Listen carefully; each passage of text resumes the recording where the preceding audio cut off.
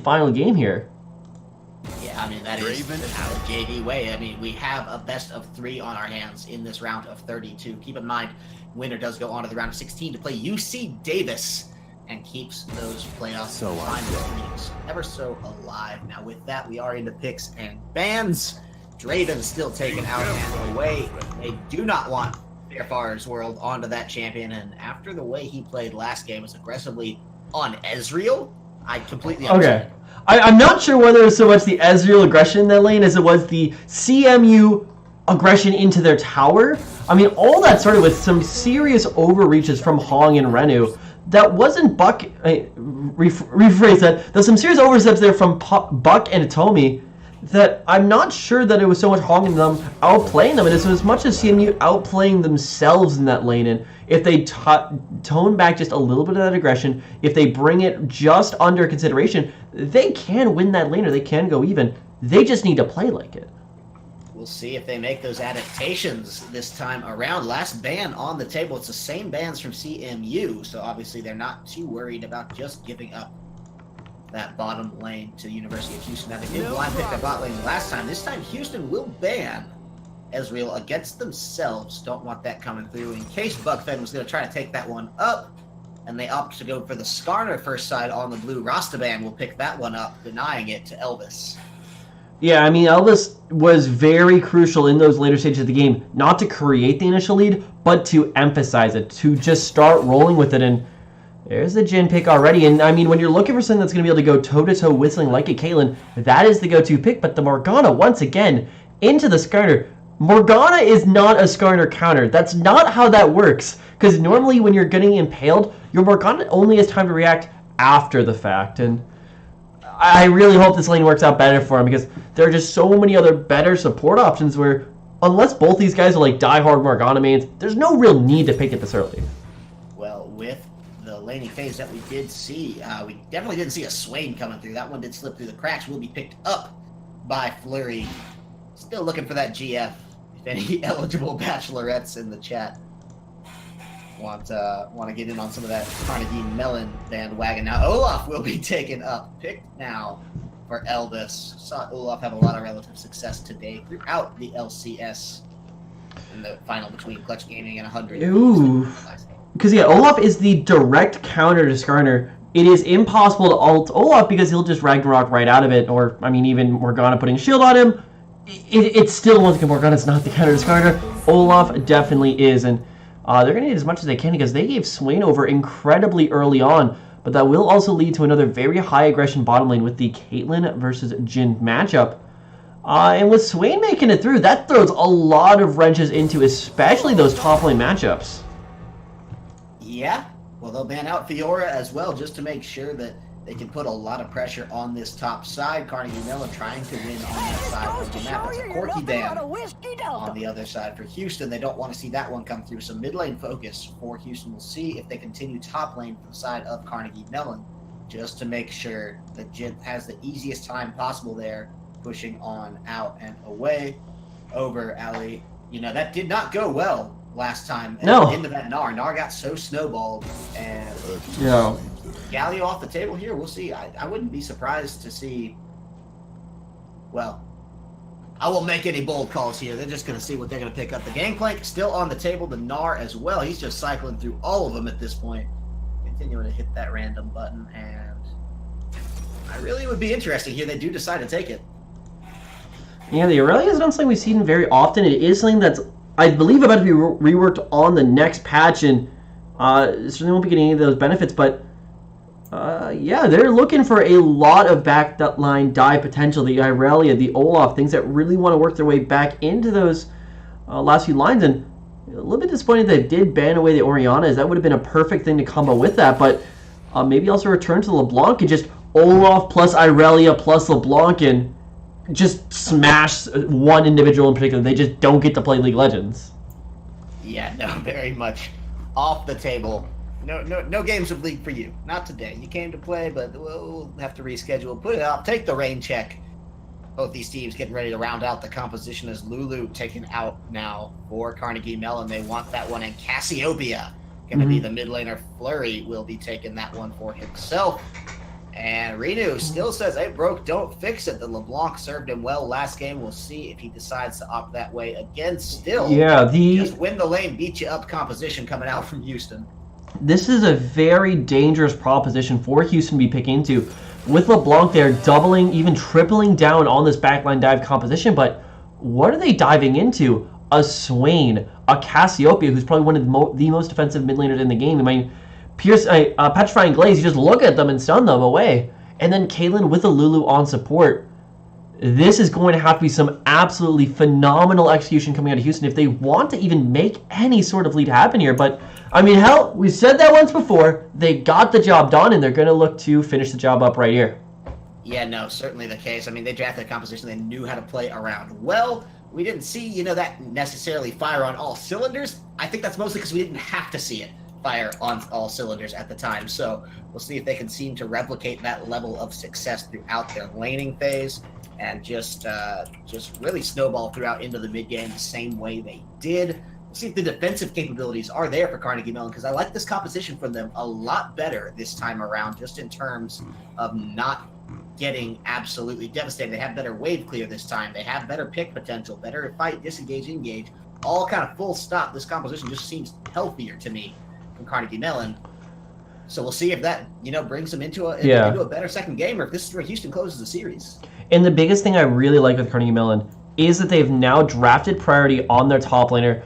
The Irelia could be seen as a little bit of a counter to Swain. I mean, Swain stays healthy, so Irelia will always be able to get in there, use the true damage on her W, and always get the stuns off with her E, which does set up for a lot of good diving opportunities, and even against Skarner, it's not too bad.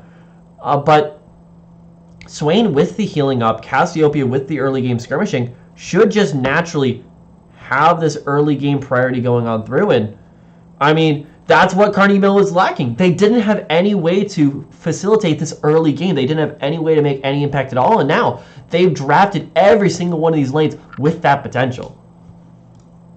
Yes, very, very interesting composition, interesting draft. I'm just curious. I'm reflecting on last laning phase in my head. I'm turning it over again. And I'm trying to think, if the bot lane just didn't go to high hell within the first 6 minutes, what would we have seen out of that game? Unfortunately, there are way too many things that could have happened if the bot lane actually panned out. Because you're right, Carnegie Mellon had the teamfight squad. They've had it now twice in a row. This game with Cassiopeia Swain, backing them further up, but they just never got there. So if they're going to actually come away with the W this game, they need to find some way to bring that game out to that point. Yeah, the delay of the game, crucially important. Now, thankfully, some of their champions do fare a little bit better into this one. Only repeat champion coming out for them is Caitlyn. But I think that the wave clear coming out from Cassio, from Lulu, some of the stuff that Swain's going to be able to help them out with, I feel will add to this ability of just stalling the game out, just taking it longer. Meanwhile, they have to find a way to not get picked off too heavily here, because from the other side of things, Elvis on that Olaf, Ali on Irelia now, and LeBlanc still being picked up for Renu. This is a dangerous combination.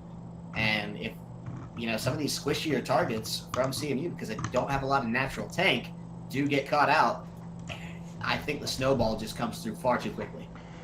Yeah, with Olaf being the only true tank, I mean, Irelia even is a much squishier kind of diving champion. She's more of a bruiser in the traditional sense, probably taking Conqueror as well. But the only way that they win these fights is if they are fully in control. If they can get that dive off immediately and start the fight with a pick, they have a chance. But any kind of elongated fight just goes downhill for them. Well, we will see how those fights transpire. But in the meantime, ladies and gentlemen, we do have a little bit of information to share with you all before we do get too heavily into the game. If you want to keep up with CSL and all of our collegiate esport endeavors, Discord is the best way possible. Just join our Discord, !Discord in the chat. A lot more than just League of Legends there. If you like other games, we can definitely provide you more information on those as it does unfold. We have CSGO, we have Dota, we have plenty more. So check it out, get your school a little bit more involved. Maybe end up on a stream getting cast by Return and myself. Follow us on our social medias to keep up with everything we're doing. That is twitter.com/CStarLeague, facebook.com/CStarLeague, twitter.com/CSLLOL. If you just want the League of Legends specifically focused content. Lastly, I want to give a huge shout out to Twitch. Thank them for their continued support in all of our collegiate esport endeavors. The CSL wouldn't be what we are today without their continued help and support, as they do just bless us so much with everything they do for us, all that they pour into us. So cannot thank them enough. Twitter.com/Twitch, Facebook.com/Twitch. Always be on the lookout for cool ways to get involved with them, see what they're doing, as it is an ever-evolving platform. And just like that, we are into the game.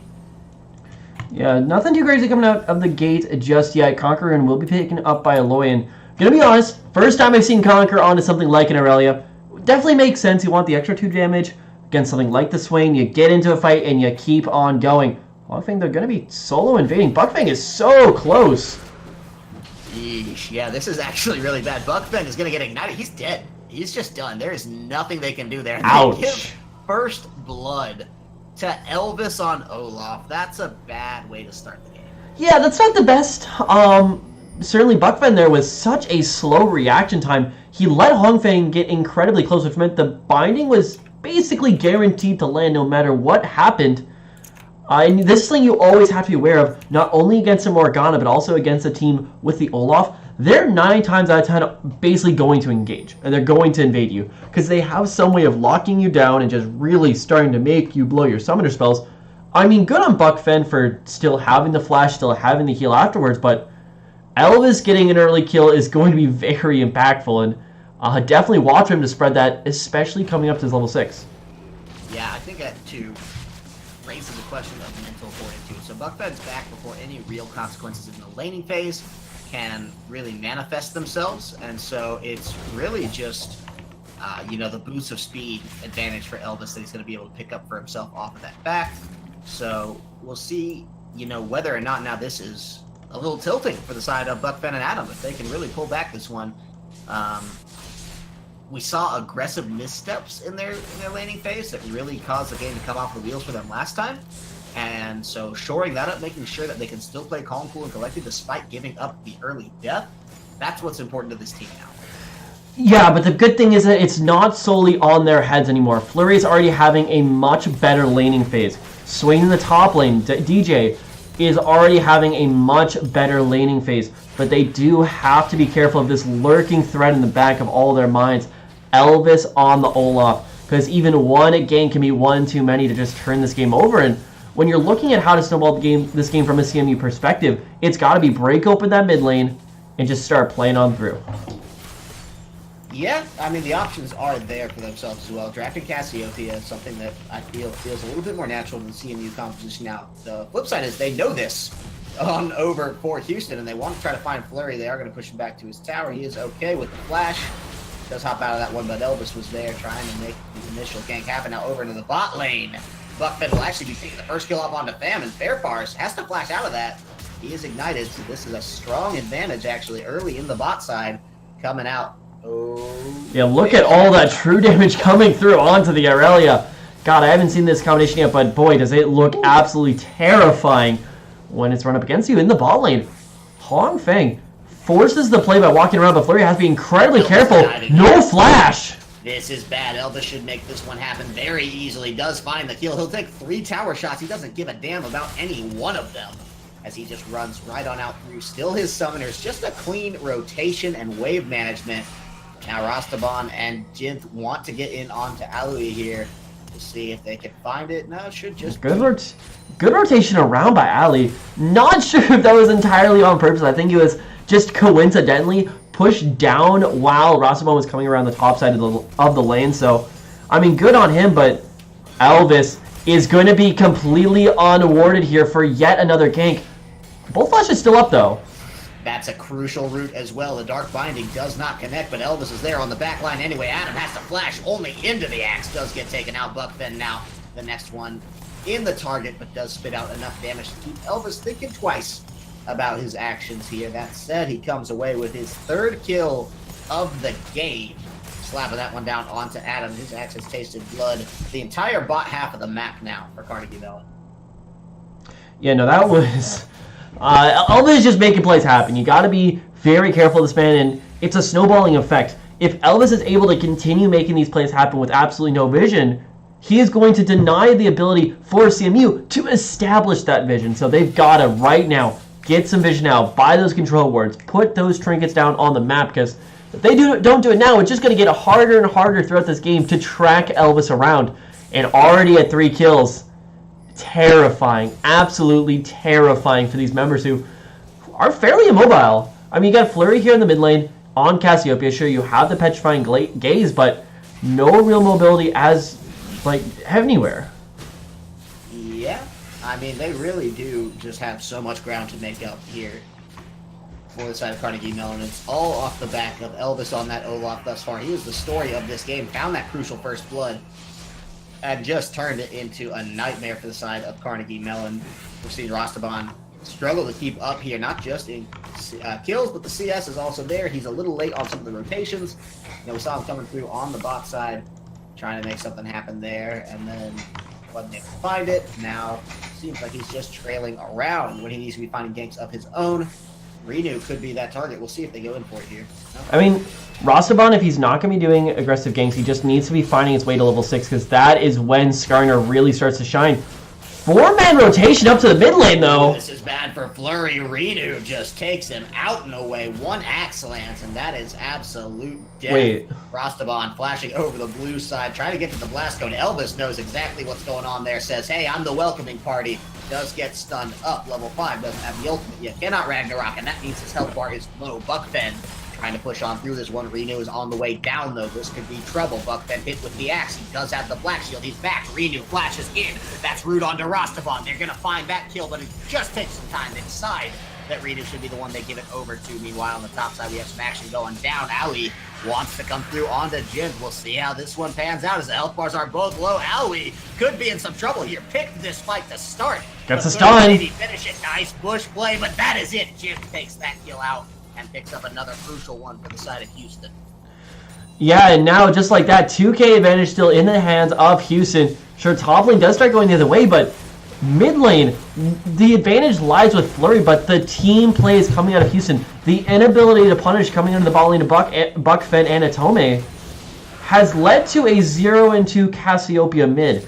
This is not something you can really come back from it. Well, sure, there's still plenty of time to make some plays, and Cassiopeia does have far superior team fighting ability than LeBlanc, but LeBlanc is one of those champions where once she gets snowballing, she is incredibly hard to stop, and unless you're going to start blowing Rastaban's ultimate on her, unless you're going to send DJ specifically after the split pushing LeBlanc, it's very difficult to do. Sure, they do still have to pay the Skarner tax. They do still have to be coming up with QSS's inability to not get just completely shut down by Rastaban, but everything's still looking so incredibly sketchy, and even so at 8 minutes into the game.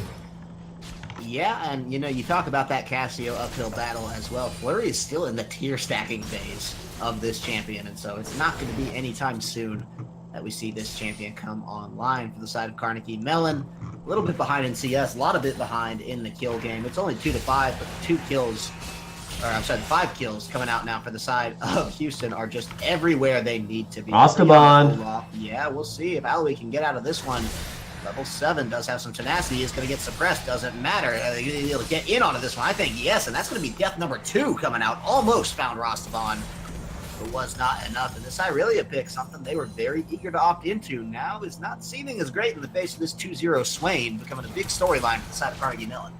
Yeah, but this is now finally Carnegie Mellon finding somebody to play through. The entirety of last game, they had absolutely nobody, and now they're taking advantage of some overextension on the top side of the map, and that's what they need really right now, because when you look at just the straight-up matchup of how Houston are coming away with these leads, it's no longer just straight-up winning the lane. It's team-centric plays, whether it's just bringing Elvis repeatedly to the mid lane, great coordination coming around behind that mid lane tower, or even moving the entirety of the Houston bot lane up to support the mid lane, grab the extra damage, grab the extra kill. Onto Flurry, it feels like Carnegie Mellon are always one step behind. If they want to start getting back in, they need to find their own advantages. That being said, LeBlanc already roaming down to the bot side, but so much damage going down on a Fair. Yeah, I really actually don't love this Jin pick coming out from Fairfar's world. I mean, the Ezreal, he banned it out himself. Said, you know, we don't want to see this against ourselves in the lane, probably knowing that he was going to pick the Jin. It's not been crucial yet. He just has the pickaxe and the Dorans coming into the likes of Buckfen's BF Sword Doran's combo, so it's not the greatest for him. But meanwhile, Jimp in some trouble. There is Elvis. The flash out has happened, and Jimp will be okay. They do find a summoner spell for next to nothing there. Just an axe thrown out from Olaf. So they'll be pretty happy with that. I would definitely throw more of the blame for this lane. Oh, wait. Oh, boy, are they going to be able to find that one? Even with the ace in the hole, I don't think it's going to happen as Fam can block. But that's really good on their part to be able to keep them low, because Fam will actually be backing with Bear Bars there. They're both going to return to base together. This is a huge amount of... Actually, they cancel at the last second. This is still a huge amount of lane priority coming out from the side of Buckben and Adam. Yeah, I don't blame the lane too much on the Jin pick itself. I think it's completely fine to go with. A little bit awkward to go for the Fleet Footwork instead of the Arcane Comet. As Arcane Comet at least allows you to go back and forth in the lane, whereas Fleet Footwork, you're basically already saying, yeah, I'm going to lose the lane, let's see what happens. But the Morgana pick still just doesn't make sense to me. Well, we'll see how well that Black Shield does here. They are trying to find out Elvis on a rampage. They take out all the damage. Buckben dead instantaneously. Rastaban and Adam on the run. Teleport wisely canceled from Jin, but that's a double kill coming through already for Elvis as he adds his total tally to 5 now. Flurry on the run. See if they can tag him up. Dark Binding should be off cooldown soon. But they will retreat safely under the confines of their tower, and at 11 minutes, even with 4 members, it's a risky dive. And once again, the smarter rotations coming out from the Houston squad, they are the ones controlling this matchup, and Carnegie Mellon just don't seem to be on the same level. They aren't able to coordinate these plays to the same point, and if they're gonna just wait for the team fighting phase, don't care too much about the early game, they need to do so with some vision control, with some discipline in the lanes, but it's just not showing right now. No, and it's something that's going to be increasingly harder to find as the game goes on. It's just really not where it needs to be at this level yet, coming out from now the side of Carnegie Mellon.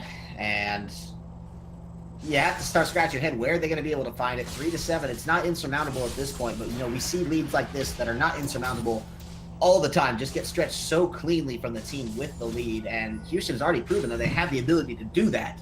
So now it's just a matter of their execution and what Carnegie Mellon can be ready and be prepared for when it does come time to execute.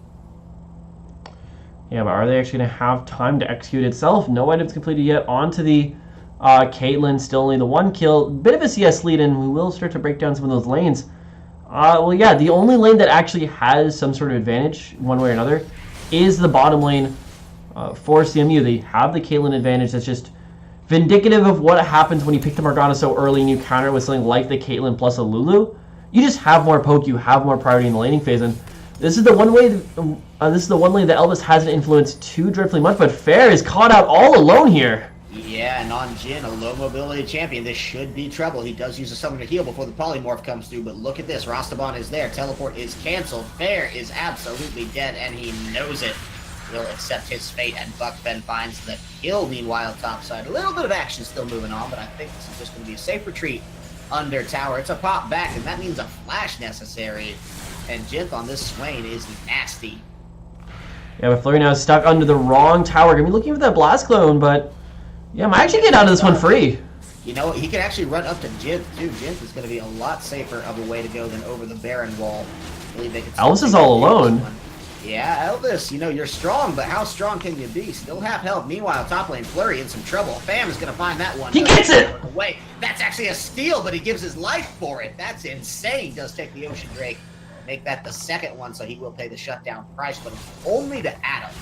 Yeah, I mean, that's a worthwhile trade. I wouldn't recommend Elvis going in there for the steal when it's only the Ocean Drake. Certainly it's great to have a dragon, but you have the lead. You might as well just play around it in the first place. But that was actually a really good way for Flurry to try to bait the rest of the Houston squad out, buy a time for CMU to make the play on this of the map. But unfortunately, when it came down to it, Elvis just had the better smite. He has the Reckless Swing, he has the smite, good combination, and at 5 kills, you cannot stop this man.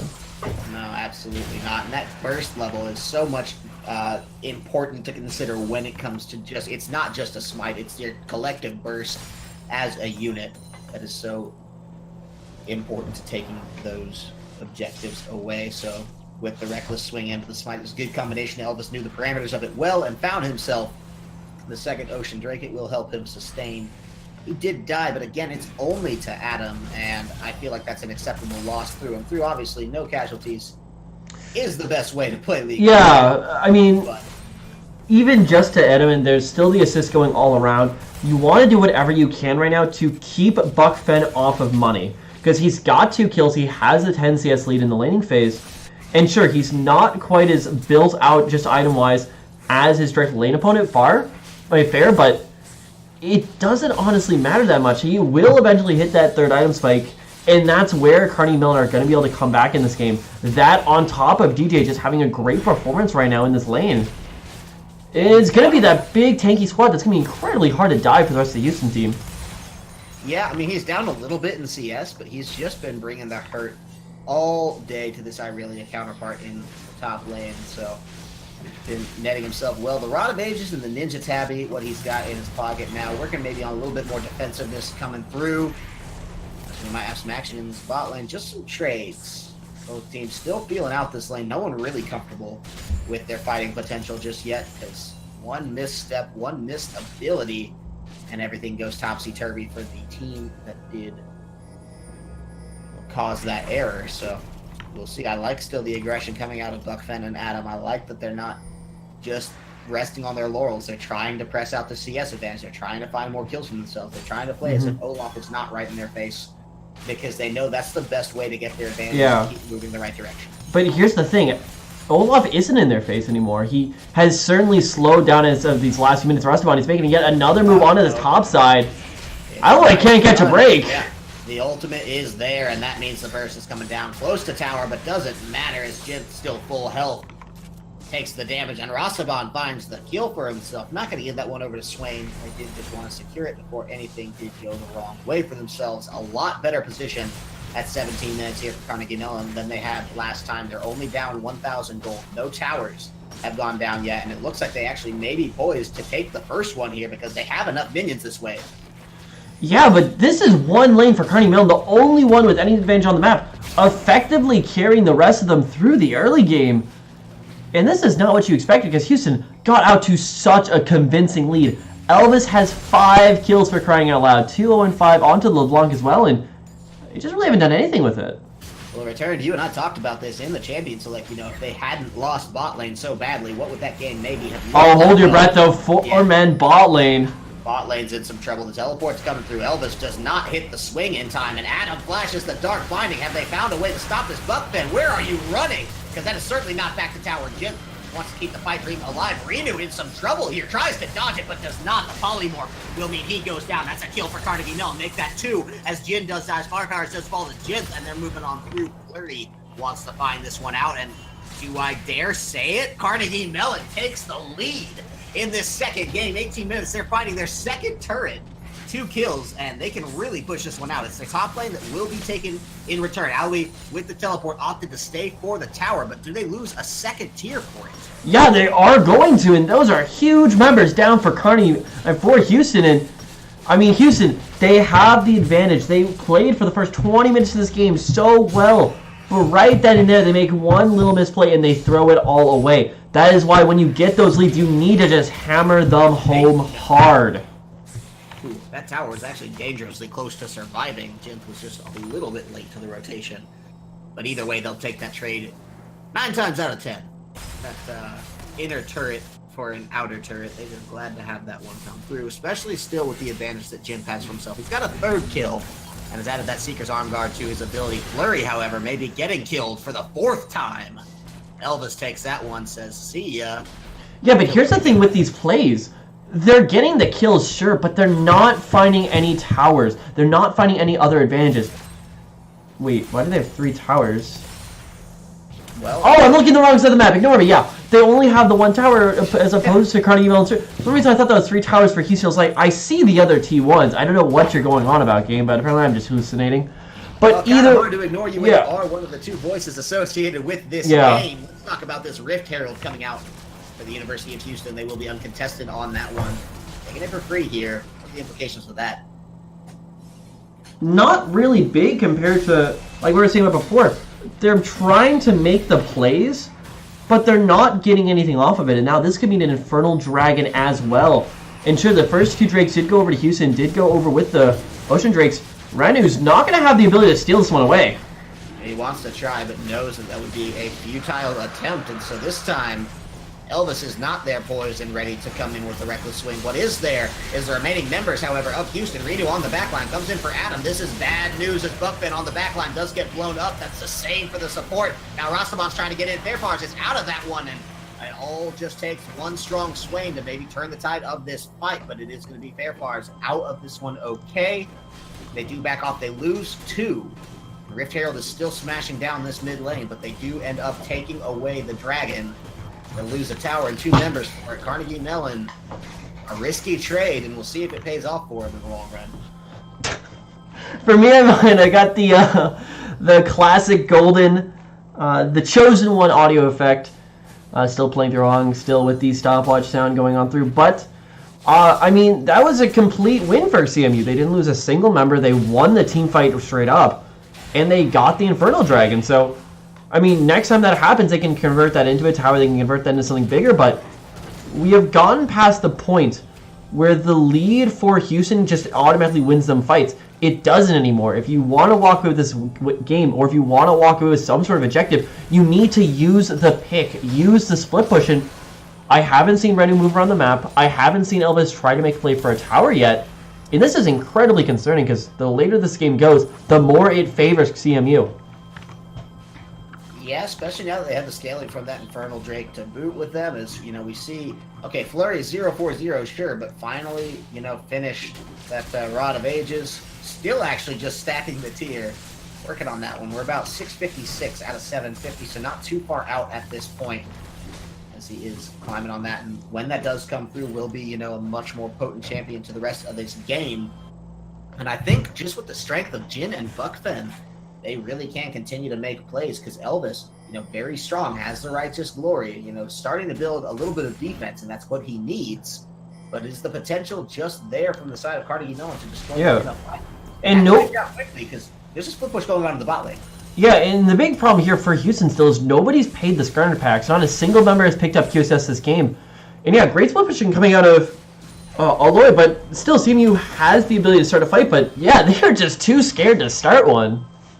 You know, it is a little bit of skittishness maybe around the results of last game. They don't want to throw away what potential of a lead they have, but that skittishness is allowing so much control, so much map pressure to come out from the side of Houston. They are resetting around the Baron. They are taking the Skarner crystals away. They are just moving and grooving in all the right places and still able to return to the mid lane at neutral ground. Now look at this. Reno actually in some trouble. Gets taken out very low. Not going to be able to be a factor in this fight, so I would not be surprised if this is the push coming out from Carnegie Mellon. There is the way clear, but can they deal with it? Let's see if Flurry wants to try to tank any tower shots. The answer is no, and Rastaban not going to get in on that one for himself either. So with Jin in the bot lane resetting the split push, things looking a little better for CMU. They just want to take it and turn this Baron advantage that they lost back into middle ground. Yeah, they're just trying to establish big control over it right now, and that would be an amazing first step here. But they're fine with just letting this laning phase continue just to drag on. DJ is still going to have a better time in the side lane than Age. Boy, but that's not to be a little bit concerned. But yeah, with nobody roaming down here, they know that they're going to be in this position, and it's still completely on the back of Houston to come up with some sort of play, something that they've been lacking to do for the last 13 minutes now. And yeah, the Olaf's just going to start falling off. Aurelia's still not having the best time. If you're going to get a lead, it's got to be made now. Well, we talked about this composition being hard to execute on. We'll see if it only gets harder as the game goes out. They can just throw Rastaban out there to take all the harass, and while they grab the tower, it's a fine trade for themselves. Rastaban feels no worse off for it. They find their 4th tower of the game, keeping the gold just so close. 1,300 measly gold pieces separating these two teams right now. And Baron becomes an all more important objective every passing minute. It's only the Cloud Drake coming up in 90 seconds. So the top side of this map is definitely going to be the focus. We'll see if they keep Owly there in the bot lane, just pushing it. Both teleports are up, and, you know, they don't win that matchup into Swain, so things still looking good for CMU here.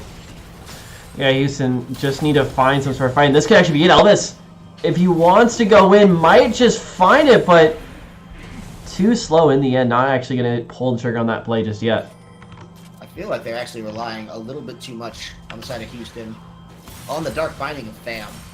They really like to engage when those do connect, and they've been waiting for him. Fam not been hitting as many as we might have expected. He's got on the ball with some of those Karma Qs last time around. This time, a little bit more trouble on the Morgana Q. Will get stopped on the back, and that's actually a bit tragic for Fair Fars.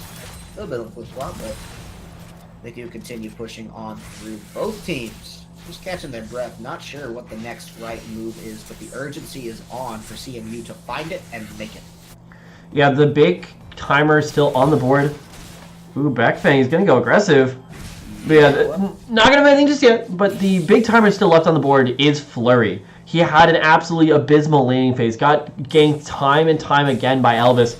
Never really got to be able to be that early game aggressive Cassiopeia they would love to be, but he's still scaling. 2 items completed. Give him like 1 or 2 more, get him that death cap, and he will just completely pop off Flurry. Yeah, Ooh. That's bad news. He flashes away from Renu, but actually he's trying to turn this fight. Will he be able to? Renu back in, the Ignite is down, and wins the 1v1 due to some nice push control. Now it is the Cloud Break coming back over, but look at that. There's pings on the Baron from the side of Houston. Do they really want to try to start this? Flurry is dead, but you know, Flurry's not their main source of damage. Yeah, keep your eyes on DJ, because if he gets in the middle of this fight, this is just going to go completely horribly. But no, they're going to look to bait this one out. But they do know they're standing right behind a ward, so they should be able to clear that one away. I want to go back to that top lane fight, because that 1v1 on the top side was 100% lost by Flurry because he missed that ward. If he gets that ward down, he has the consistent damage down on Renu and would have walked away with the win, but missed it by just that much. Just very unfortunate here, but now they're going to be going on to Renu, who still, once again, does not have a QSS. Started there. No one does. Houston, Rastaban is in there. They want to find this one. Adam's in trouble. They're opening up with a curtain call. Killing spree for Renu. They're going to keep this one in. Jint is all alone. Has the Zanyas, and Fam is going low for it. Wants to find him, but can he 1v5? The answer is no. He's shut down, and the rest of his team not on the same page. Buckfen could have been dealing damage there, wasn't, and now is paying the price for it. Rastaban will be the next one to fall as things are coming off the rails for Carnegie Mellon. It is so many dead. Buckfen the only survivor of that if we don't count Flurry, who was coming up while it happened. Oh, not the right play, but look at that. They do find at least the hold off temporarily to make sure Buckfen can get out okay. It's a long range downtown shot from Jin, but Fairfars was not able to find the kill. Will be able to find this Baron, as there's absolutely no contesting chance now left for Carnegie Mellon. And these are the plays that Houston has needed for the last about 15 minutes. They were so scared about actually pulling the trigger on one of these fights. We're never actually able to go on him, and now they find pick after pick. Just keep that snowball lead rolling, and now 5K is enough gold to look to end this game.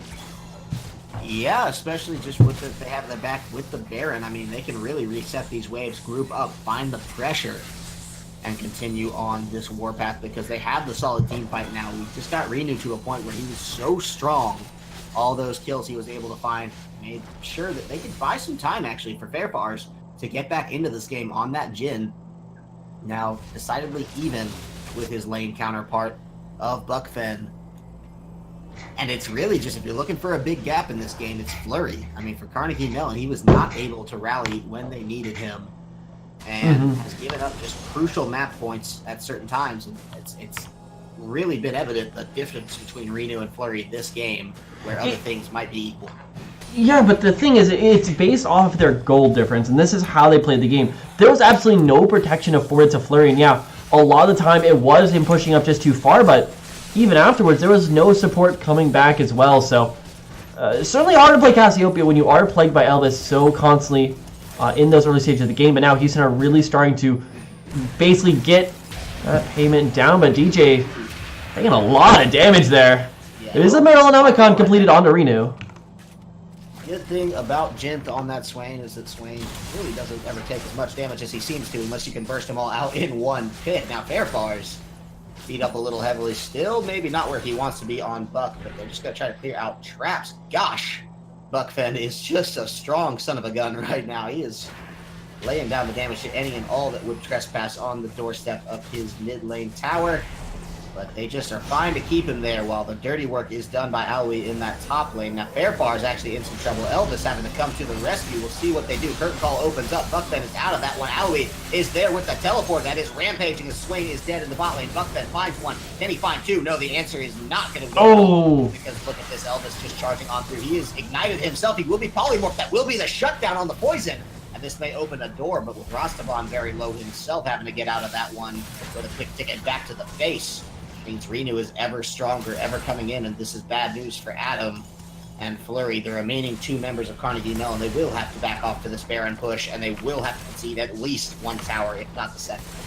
Yeah, they're definitely looking to at least break open this base right here, right now. 14 seconds remaining on to Blackfen, and without him, they're just not comfortable putting up any sort of resistance at all. Jhin will be knocking over this second, third, and most likely an inhibitor tower as well. And this is finally, with the mid lane inhibitor down, that gives pressure over to Houston. With that mid lane shoving in, there's no real way to establish vision down the middle of the map now for CMU, except for pushing on out, giving so many more opportunities for Houston to pick somebody out of position. Oof really indeed. We talked about it being a tough to execute composition. They said it's not that hard. You just have to kill the Cassiopeia and turn it into a Baron, and that is exactly what they have done to keep this marching forward. Now, with that mid lane inhibitor down, it's only going to get all the harder for CMU to turtle here. They got a fine kill on the Cassio for first time last fight. Flurry's going to feel good about that. Going to have the Haunting guys, going to try to build that into something that, you know, can really make or break the game. But at this point, you have to start questioning, is it too late? We are 8k gold down, 7-ish, depending on how the wave is pushing at the time. It's an Infernal Drake, likely all but a formality now for the side of Houston, and the options are becoming all the more slim for Carnegie Mellon.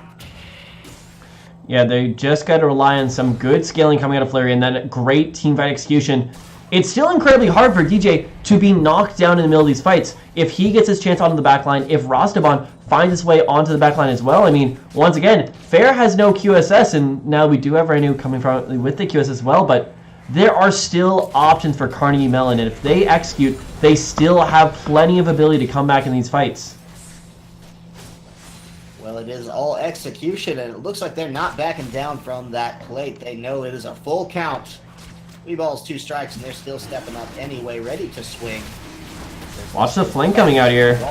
Yeah, they want the Infernal Drake. It is starting. Curtain Call going to be opening up this fight. Jhin as well going to get picked up and taking a lot of damage, but he's a good target to take the damage on if you are CMU. He doesn't worry about it too much. We'll see if he can come through. Already half health. They're just chipping away from the side, and that doesn't mean the Dragon is concerned. Now look at that. Bam is going in. He wants to find it. He will get polymorphed. He will get blown up, but not before they find Rastavan and Adam. They're both down. They're trying to turn things around with Jith onto Elvis here, and Buckfen empowered with the Lulu before Lulu did die. Means he will be able to find Aoi there. Wants to continue in onto Fairfars, and he's going to get taken down that 4th shot. So important, but look at Flurry. He's going to fall as well, as now CMU is falling off the rails. This is 23 kills to 12 coming out. An 8k gold difference, 9k, and they should be able to finish the game because there are super minions knocking on the Nexus towers. Yeah, Ferris, I don't know why you're quite stopping for the rebuff here, buddy, but you will be easily able to knock down that mid lane tower, and yeah, 10 seconds of Rastavan, and when it mattered the most, they just were not able to execute.